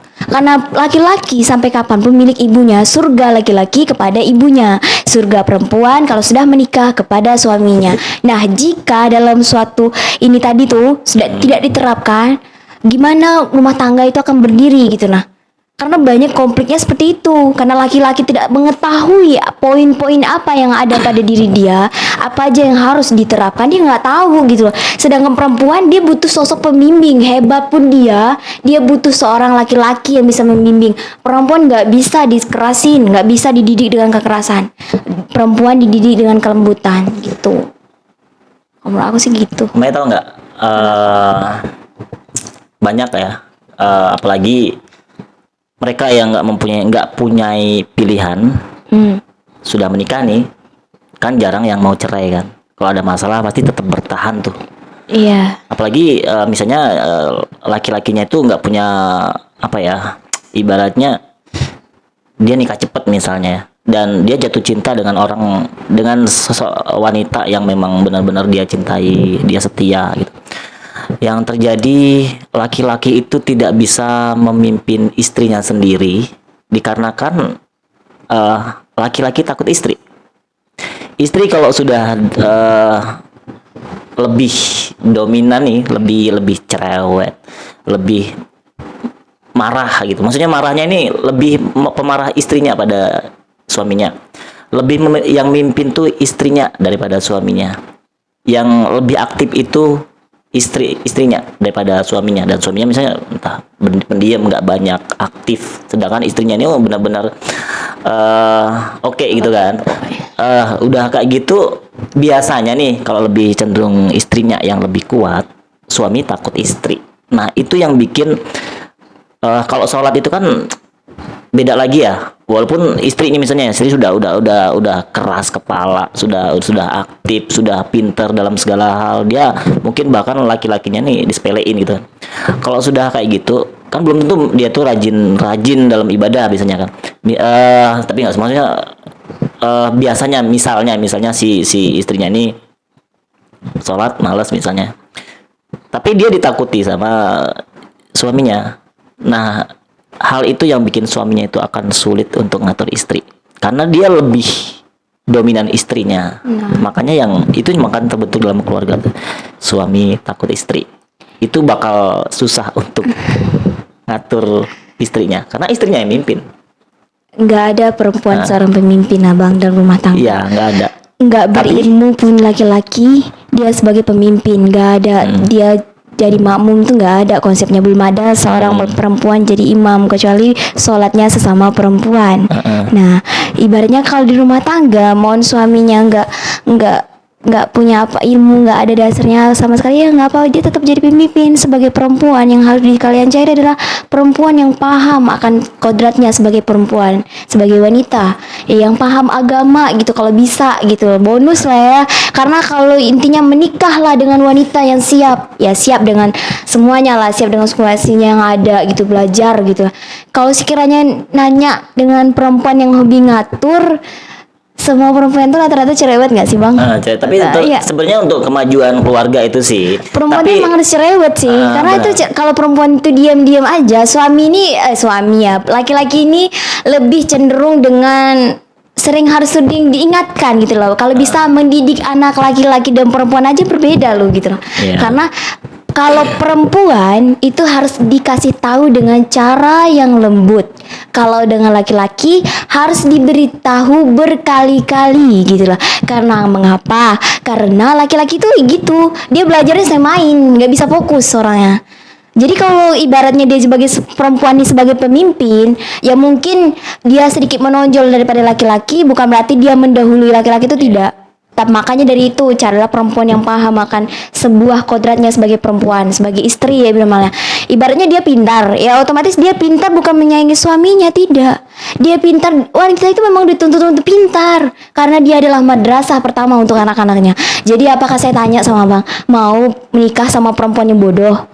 Ya ibaratnya kalau anaknya lahir nanti ya ditanya satu sama satu, kita tanya ayah nak ya pas pulang kerja, ya nggak mungkin, karena seorang dididik dari ibu yang pintar, anak itu dididik dari ibu yang pintar. Jadi laki-laki menilai perempuan itu dua, agamanya, ilmunya. Kalau menurut aku ya agama dia, ibaratnya gitu, attitude-nya juga perlu. Nah kalau sekiranya dia udah punya itu, ya cantik tuh bonus lah menurut aku, cantik itu bonus, itu bonus sih. Kalau mungkin perempuan laki-laki punya kriteria yang mungkin dia harus melihat gadis yang cantik, ya nggak masalah sih, itu bonus. Tapi minimal kalau dia udah cantik dari sananya gitu lah, insya Allah penampilannya juga cantik kok gitu lah. Ibarat kalau kalian mikir perempuan itu terlalu pintar, nggak bisa lo aku deketin gitu lah, dia terlalu pintar untuk itu. Jadi kayak aku takut diatur, aku takut istri gitu loh. Kalau kalian mikirnya kayak gitu, ya kalian cari aja istri yang kalian mau tadi, yang sesuai dengan itu. Nggak ada, yang harus dicari tuh perempuan adalah madrasah pertama bagi anaknya. Jadi dia harus pintar, harus mau belajar. Dia pintar bukan berarti dia harus menyaingi laki-laki, itu tidak. Dan perempuan kalau sudah pintar harus diiringi dengan good attitude. Kita harus mempunyai attitude-nya baik. Kita harus tahu gimana memposisikan diri dengan suami bagaimana, dengan anak seperti apa, dengan lingkungan kita seperti apa gitu. Karena negara ini wanita itu tiang negara, gitu. Ibaratnya gitu. Iya, negara itu wanita itu tiang negara. Gitu menurut aku ya. Iya. Iya bener. Sosok kamu nih, kamu sendiri misalnya ya. Nah, kamu aktif terus kamu ngerasa ibaratnya aku nih aku nih orangnya keras gitu kan misalnya. Terus aku bisa ngatur semuanya dengan sifat kamu yang kamu alami, kamu paham sendiri ya dengan diri kamu sendiri. Nah, tiba-tiba kamu dapat suami yang pendiam, ada masalah, sulit untuk komunikasi, ya kan? Terus ibaratnya ada masalah nih, dia nggak langsung nyelesain, tapi lebih santai, lebih lemot gitu kan. Terus ide-ide tuh kadang nggak muncul di dia gitu. Ada gregetnya dong. Iya. Nah itu yang bikin kamu tuh, misalnya kamu tuh marah sama dia, kamu kok nggak bisa nyelesain masalah ini sih, ada masalah ekonomi nih, misalnya berumah tangga nih, nggak ada ekonomi lagi berantakan nih, nggak ada solusi dari suami itu sendiri untuk mencari gimana ya caranya biar dapat pemasukan baru, apa itu nggak terpikir kayak gitu. Kamu sebagai wanita pasti, sebagai istri pasti, aduh gedeg juga ini suami aku nggak bisa ngapa-ngapain. Itu yang bikin kamu itu pasti keadaan yang seperti bikin kamu tuh bakal kayak marah sama suami, nggak puas dengan suami. Iya. Walaupun dalam hal seks mungkin pinter ya kan, tapi itu kan nggak cukup kalau sudah berumah tangga. Ekonomi itu lebih penting ya kan. Nah setelah itu, apalagi misalnya kamu dapat godaan kalau di zaman sekarang itu orang bujangan itu suka ngechat, ngeganggu istri orang misalnya, atau kamu ketemu di luar sana teman kerja kamu misalnya yang lebih oke dari suami yang ada di rumah. Nah kan banyak kayak gitu tuh, otomatis kamu bakal gedek dan suami aku ini ngapain sih gitu kan, entah apa sih gitu kan, enak aku hidup sendiri kan gitu. Nah udah marah-marah gitu, akhirnya itu yang bikin suami itu berada di bawah kamu karena kamu anggap dia nggak bisa ngapa-ngapain. Itu yang bikin kamu sering marah sama dia, dan suami kamu jadi nggak bisa mimpin kamu. Dia nggak bisa berbuat apa-apa, apalagi ekonomi lagi drop. Nah kayak gitu, jadi apa yang kamu ingin pasti pengennya harus dikabulin sama dia, nggak kamu marah. Itu yang bikin suami kamu tuh ya jadi takut istri lah, tergantung sama istri. Ya, keputusan dari istri. Bahas kayak gitu ya. Mohon maaf sebelumnya karena aku belum menikah, tapi aku akan Bisa berusaha. dibayangin. Ya, aku akan mikir secara logika aku gimana cara aku menanganinya. Ya otomatis kalau mempunyai laki-laki ya suami ya ibaratnya ya, yang mungkin agak lemot gitu ya. Kalau kita udah 10 dia baru 1 gitu ya. Langkah yang aku ambil ialah berkomunikasi yang baik gitu loh. Karena mungkin aku orangnya nggak sabaran ya, aku orangnya emosian gitu lah. Aku nggak kayak ibaratnya aku udah 10 loh, kamu juga kayak ibaratnya ketemu sama suami yang lemot gitu lah. Ibaratnya aku yang harus menyesuaikan ibaratnya gitu. Ada masalah kamu sendiri yang mikir jalan keluarnya. Enggak sih, ibaratnya gini, kalau punya masalah aku yang mikir sendiri, nggak bisa aku kayak gitu. Kita ibaratnya kerja kelompok, aku nulis kamu yang baca gitu loh. Jadi ibaratnya aku yang bakal ngomong, kamu yang mikir gitu loh. Misalnya kita punya konflik masalah keuangan.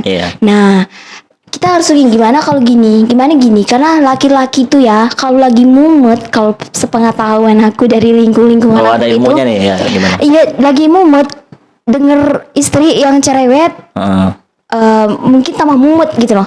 Karena laki-laki itu tuh butuh support gitu loh. Karena ibaratnya gini, laki-laki tuh mikirnya panjang banget loh. Kalian baru tahu nggak? Aku udah tahu dari ayah aku. Dia bilang gini, kalau ibaratnya anaknya baru lahir ya. Kalau ibu pasti mikirnya baju anaknya besok apa. Ini nanti gini ya. Kalau ayah itu udah mikir besok anak aku mau sekolah di mana, pendidikannya seperti apa. Itu ayah aku udah ngomong sama aku loh. Oh gitu ya, udah mikir udah panjang gitu loh. Jadi jangan meremehkan laki-laki. Ibaratnya perempuan pintar pun kita butuh sosok laki-laki gitu loh. Jadi kita komunikasi yang baik, karena menikah itu 90% itu komunikasi. Komunikasi menurut aku. Ekonomi itu penunjang agar tidak ada terjadinya konflik. Jadi sebagai laki-laki berusahalah untuk memuliakan perempuan, karena perempuan itu selain butuh materi, dia juga butuh kata-kata yang halus. Ibaratnya perempuan juga harus seperti itu, memahami kondisi laki-laki. Kalau laki-lakinya dalam keadaan pulang kerja capek atau mungkin dituntut dengan hal-hal itu, dia udah dituntut mungkin dalam pekerjaan, pulang lagi dapat istri yang seperti ini. Kita ya betul kayak itu, kita butuh ilmunya. Selain menikah itu adalah sebuah sunnah, adalah kewajiban kita sebagai perempuan atau laki-laki diciptakan berpasang-pasangan. Kita juga butuh ilmunya dalam menikah itu ada. Kita butuh ilmu, kita butuh kesiapan, siap dalam mental dan finansial kita. Ya seperti mental ya, siap nggak kita nerima karakter dia yang lemot, siap nggak, itu disuruh seumur hidup loh. Siap nggak kita dalam keadaan dia mungkin ekonominya turun naik gitu, siap nggak kira-kira. Ya sebagai perempuan yang mungkin ilmunya setengah, ibarat 50% dia bisa bertahan setengah juga gitu loh. Tapi perempuan yang akan yakin sebuah rezeki, sebuah suami kita adalah jalan kita menuju surga, insya Allah bisa gitu loh. Aku bisa mendampingi laki-laki dari nol sekalipun, dari minus kayak gitu loh. Bisa, ya? Bisa, tapi asal jaminan dia setia nggak sama aku. Nyatanya enggak gitu loh. Nggak bisa dengan laki-laki seperti itu. Dia bisa mungkin hobi sama perempuan di luar sana, dia ngerasa nggak bersyukur. Aku udah ibaratnya gini loh. Aku nggak masalah kalau sekiranya nanti setelah menikah itu balak lah ya, oh jangan ya. Kalau ibarat di pilihan, aku nggak masalah di poligami, asalkan ibaratnya aku sudah memberikan yang terbaik kepada suami aku nanti, dan dia memilih perempuan lain, ya mungkin nggak ada kurangnya di aku, ibaratnya kurang dikit ya diperbaiki ya, mungkin ibaratnya kayak gitu. Terus dia nggak bersyukur punya aku, ya udah aku mundur sih. Selain KDRT sama itu aku mundur.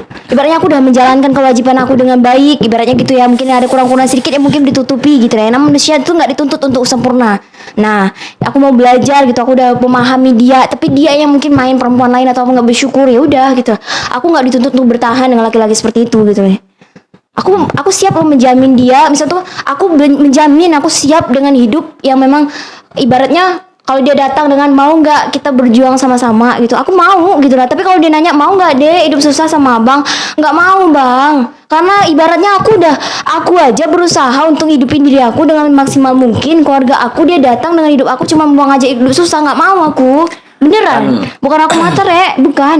Yang benar seperti gitu. Yang benar kan gini, laki-laki itu ngajak seorang wanita itu bukan untuk susah. Maksudnya kan ada kata-kata carilah istri yang bisa diajak susah. Jangan kayak gitu, tapi carilah istri yang bisa diajak berkembang.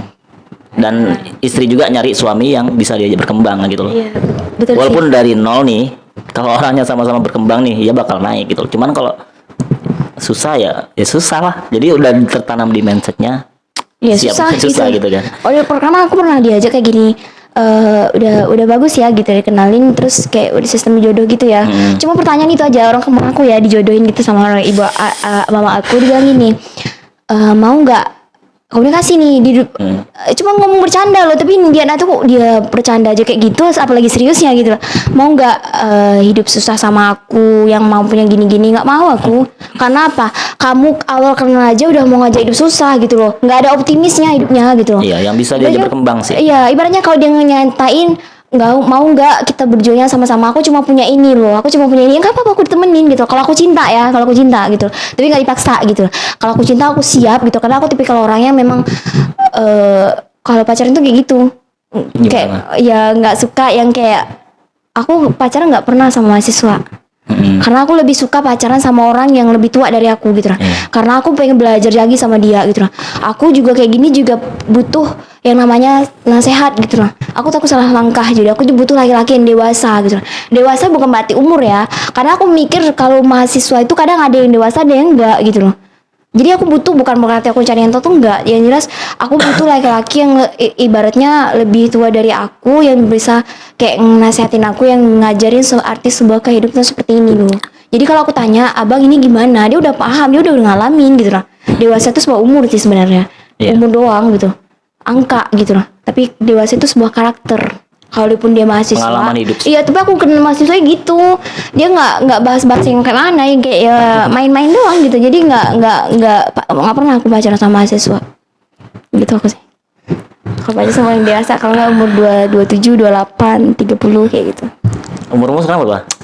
Umur aku 22 menuju 23, umur aku. Masih muda. Iya, masih muda.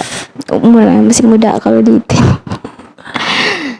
Jadi sekarang kamu punya pacar? kalau sekarang nggak ada sih. Nggak ada. Kapan putus? Itu bukan pacar ya, kalau lebih komitmen sih. Komitmen. Iya, komitmen. Aku nggak pacaran. Aku LDRan Jambi Surabaya waktu itu. Wah. Jambi jauh ya, jauh, tapi Berapa sering tahun sering bertahan, dinas berapa tahun? Jambi. Hampir Oh, dia sering di Dinas ke Jambi, Jambi. iya 2 tahunan lah. Lama ya. Kurang lebih iya lah. Tapi nggak jadi biasanya. Nggak jadi ya gitu. Harusnya di kendalanya ya. Sebagai perempuan. Banyak intinya gini loh. Ah, Misalnya cowok ini dari Jakarta misalnya, ceweknya di Jambi. iya. Datang, kan dia datang ke sini karena pekerjaan, ya kan? Bukan karena dia datang sebagai dinas ya, bukan perantau ya. Bukan. Dia dinas, dia tugas. Tugas. Itu banyak yang terjadi ya, tingkat pacarannya ya berbeda. Terus banyak yang nggak jadi. Ya itu tergantung ke jodoh aja lagi ya. Ya, Karena banyak juga kok yang memang dinas luar kota Jambi atau di mana Jakarta, Surabaya, Arab pun ada. Kalau memang udah jodohnya di situ jodoh gitu loh. Nggak bisa kita hindari gitu loh. Ya benar. Memang Ya, sih nggak gitu jodoh, sih. tapi kita kan bisa ngebaca nih. Dia datang ke sini hanya untuk dinas. Datang ke sini udah jelas ya. Kalau misalnya nih dia datang ke sini untuk merantau dan dia dapat kerjaan di sini, nyari di sini, itu biasanya bisa jadi. Tapi kalau misalnya dia aslinya di Jakarta misalnya, jauh ya, Tangerang misalnya, jadi sedangkan dapat kenalan di sini ya untuk ngisi kesibukan, dia biasanya nyari yang kayak gitu, nyari temen ya, pacar misalnya ya, mau komitmen mau apa aja ya, intinya dapatlah pasangan gitu kan. Tapi itu bakal kandas pada saat dia balik atau pindah tempat. Kan perusahaan, namanya perusahaan ngasih, kamu habis dari sini ntar kamu pindah ke sana ya gitu loh. Itu bahasa seperti bakal putus. Tapi yang aku tahu mereka orangnya royal banget. Aku alhamdulillah ya kalau membahas royal, aku perempuan yang mungkin nggak beruntung dalam mempunyai hubungan gitu. sama laki-laki. Aku itu karena aku kenal laki-laki dipaksa buat ketemu di kafe atau apa. Aku yang disuruh bayar, kamu yang bayangin Masa aja. Aku gitu? yang suruh bayar. Serius? Iya serius, aku nggak bohong. Tapi kan mereka kan kerja dinas gitu.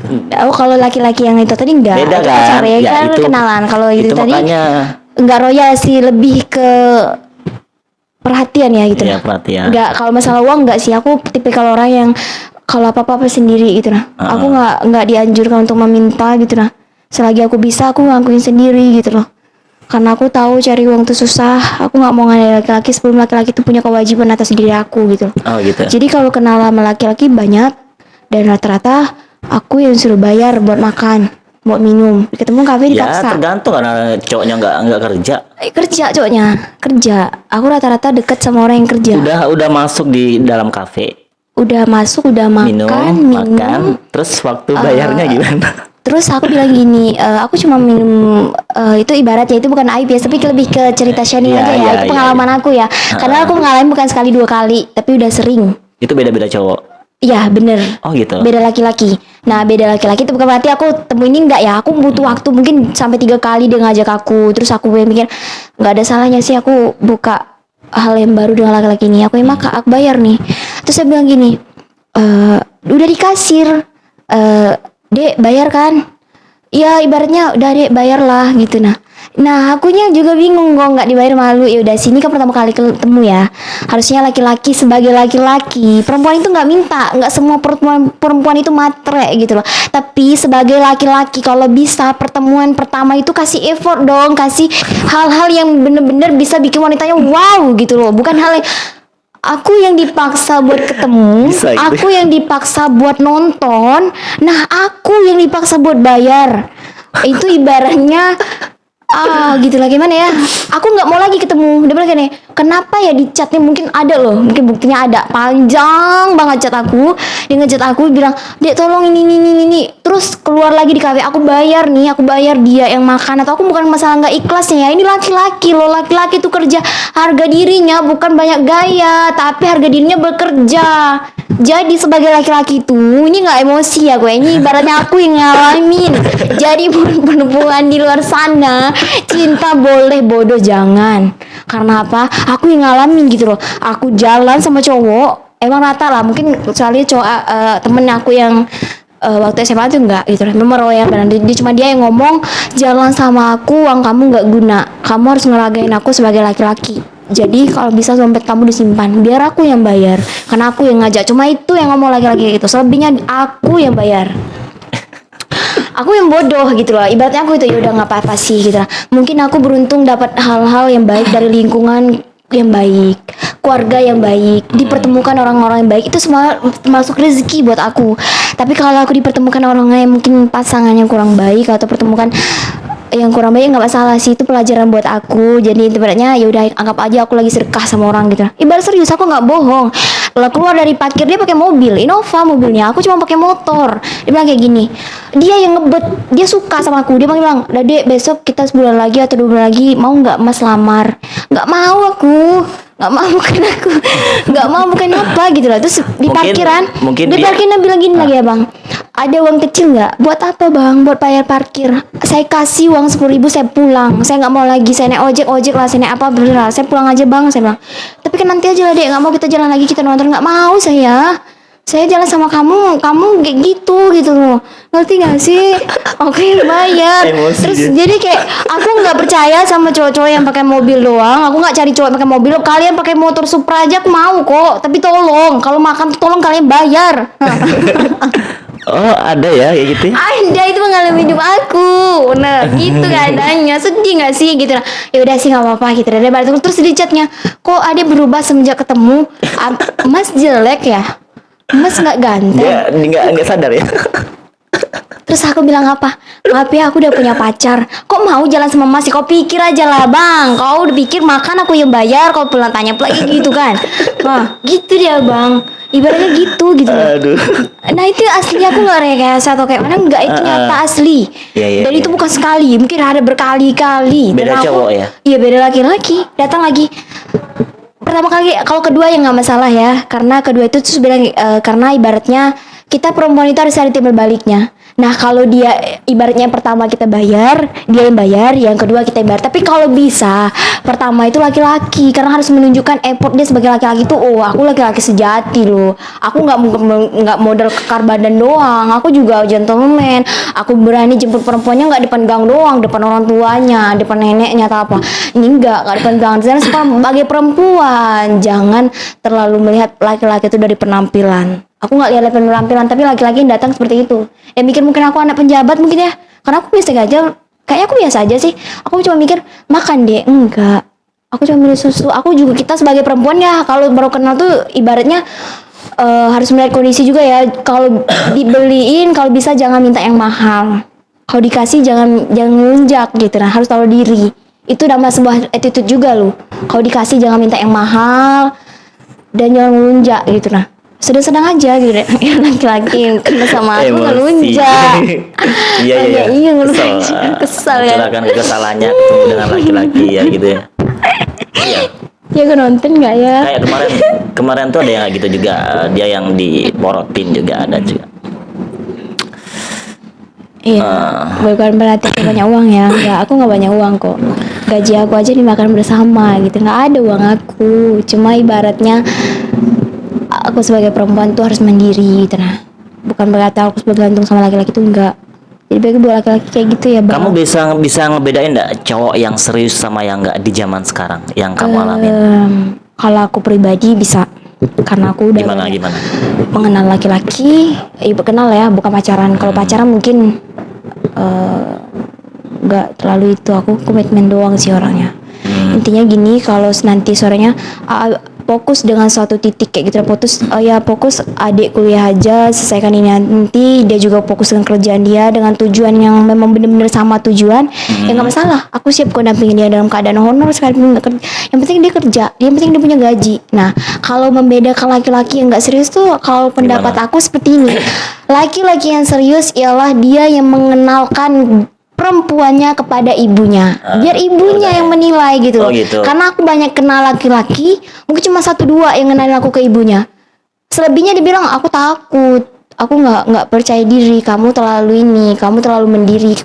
Apa hubungannya? Terus kenal lagi sama laki-laki, mama aku trauma karena pernah kenal perempuan yang mau tunangan terus dia pergi ninggalin aku. Yang nggak adil dong buat aku. Yang lakukan dia, kok imbasnya ke aku gitu loh. Ibaratnya kalau kamu di posisi kayak itu gimana? Karena aku pribadi kalau kenal sama laki-laki, kalau aku bukan langsung kenal langsung kenalin ke orang tua tuh enggak ya. Ibaratnya butuh proses. Mungkin sudah selama mengenal aku dan dia udah sama-sama mengenal, ya otomatis aku harus mengenalkan dia juga ke orang tua aku. Karena ibaratnya aku nih nggak tipikal orang yang harus bertele-tele, itu nggak. Intinya kamu tahu tujuan, kamu tahu harus ngapain aja, kamu punya planning kemana aja, aku temenin, aku support gitu loh. Yang jelas dia punya tujuan gitu aja. Karena banyaknya main-main, dia nggak punya tujuan, dia nggak siap, dia cuma mau kenal doang, dia cuma mau pacaran doang, tapi dia nggak tahu tujuan dia kemana sebagai laki-laki ngapain. Karena banyak laki-laki yang tua tapi nggak dewasa, banyak yang muda tapi dewasa gitu loh. Karena aku bilang tadi kan, dewasa itu dewasa itu karakter, umur itu cuma sebuah angka. Jadi kalau dia tanya, aku nanya, kalau dia bilang kita udah lama kenal mungkin setahun ya, udah sampai kenal aku dengan dia udah paham, ya udah kita punya tujuan nih, mungkin entah 3 tahun kemudian, entah 2 tahun kemudian kita bakal ke jenjang serius. Aku yang bakal mau nggak aku kenalin sama orang tua aku. Nah aku yang bakal kenal. Kalau orang tua kita sudah mulai mengenal, ya kalau sekiranya memang tidak berjodoh, kita tetap menjalin silaturahmi dengan baik gitu. Kalau pendapat aku sih gitu. Ya. Terus tadi udah ya, berarti yang serius itu memperkenalkan Orang ke tua. orang tua. Ibarat Ya. kata nggak saudara-saudara perempuannya gitu kalau aku. Oh gitu. Pokoknya ada keluarganya lah gitu. Karena aku tipikal kayak gitu. Kalau aku serius sama laki-laki itu, kamu yang masuk keluarga aku biar aku bantu gitu loh. Kalau dia nggak diterima dalam keluarga aku, berarti yang salah bukan dia tapi aku. Aku yang nggak bisa menjelaskan posisi dia ke keluarga aku gitu loh. Kalau aku cinta ya, aku bakal mempertahankan dia. Tapi kalau sekiranya aku nggak masuk dalam keluarga dia, mungkin nggak kategori atau kayak mana, mungkin kan sekarang ibu-ibu ya butuh calon-calon mertua di sana, banyak cari perempuan itu yang kesehatan, banyak bidan atau dokter, bidan atau perawat. Mau bidan atau perawat, anakmu tetap makan kok bu, asal istrinya bisa masak. Itu sih nggak Itu kan menjamin. Tapi banyak Ya, ya, gitu banyak pertanyaan kan. seperti itu ditanyain, bidan atau perawat. ya sekarang tuh ukuran logikanya aja sih.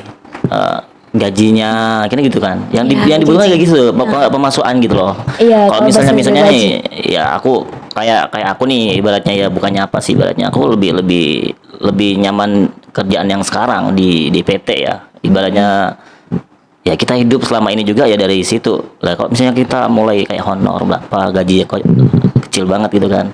Ya kita nggak tahan juga, apalagi sebagai cowok nih. Kalau cowok nih misalnya nih nyari kerjaan ya memang yang ada duitnya gitu loh. Kalau misalnya kerja gaji kecil, gimana mau nyayangin orang yang kita sayang? Susah kan. Gimana menjalin silaturahmi atau keluarga yang humoris sedangkan ekonominya sedang tidak stabil. Iya makanya tuh. Kalau misalnya kuliah, misalnya di jurusan apa, ya kita nggak harus mengikuti ke jurusan itu. Yang penting Iya, kita aku juga kerja, nggak dapat sesuai jurusan menghasilkan, aku kalau kerjanya. dapat menghasilkan uang aja sih gitu kan. Nggak harus sesuai dengan itu. Kalau sesuai tapi nggak ada uang gitu, susah juga kan kita ngejalanin pekerjaan itu. Iya, ibaratnya uang tuh bukan segalanya, tapi segalanya butuh uang. Mau sedekah Iya. pun pakai uang. Ibaratnya kalau mau silaturahminya terjalin, terus mau rumah tangganya humoris, ya ekonominya harus stabil dulu. Dan laki-lakinya dan perempuannya harus paham ilmunya. Insya Allah stabil kok. Kalau menurut aku sih gitu. Oke. Ada lagi? Sebenarnya obrolan kita nih bisa panjang banget sebenarnya. Iya. Tapi karena So, waktu ya. nanti kita sambung lagi kapan ada waktu senggang lah. Oke, mungkin itu aja ya. Iya, itu aja kayaknya. Mungkin ada pengalaman yang bisa diambil, ya itu jadiin pelajaran. Karena yang kita alami kadang dialami orang juga ya. Iya. Kalau aku sih nggak pengalaman hidup tuh, guru yang paling berharga itu sebuah pengalaman. Jadi untuk perempuan ya khususnya di luar sana, jangan pernah nyerah dengan keadaan gitu loh. Kita dituntut sebagai perempuan yang kuat. Perempuan itu sebenarnya kuat loh daripada laki-laki. Kuat ngapain? Iya, kuat lah. Ibaratnya perempuan itu kuat daripada laki-laki. Iya. Kuat bukan berarti tentang fisik doang. Kuat mentalnya sebenarnya pada posisinya. Tapi laki-laki ini pakai logika. Nah, logika laki-laki ini sering jalan daripada perempuan. Kalau perempuan itu pakai hati gitu loh. Karena ibaratnya hati dan perasaan. iya, jadi perempuan tuh pakai hati, apa-apa di hati, apa-apa kami perasaan. Jadi nggak bisa sinkron gitu nah. Jadi sedatangnya hadirnya laki-laki, ya itu membuatnya bisa sinkron, bisa melengkapi satu sama lain. Gitu. Kalau menurut aku ya buat perempuan di luar sana ya harus semangat. Jangan pernah ngerasa hidup kita paling susah kalau kita nggak pernah lihat ke bawah. Karena pada intinya barang siapa yang bersyukur atas nikmatku, kata Allah, maka aku akan kutambah. Tapi barang siapa yang kufur atas nikmatku, ingat azabku sangatlah pedih. Nah, Oke. kita harus banyak bersyukur. Buat laki-laki juga harus semangat. Oke, udah ya. Oke, udah.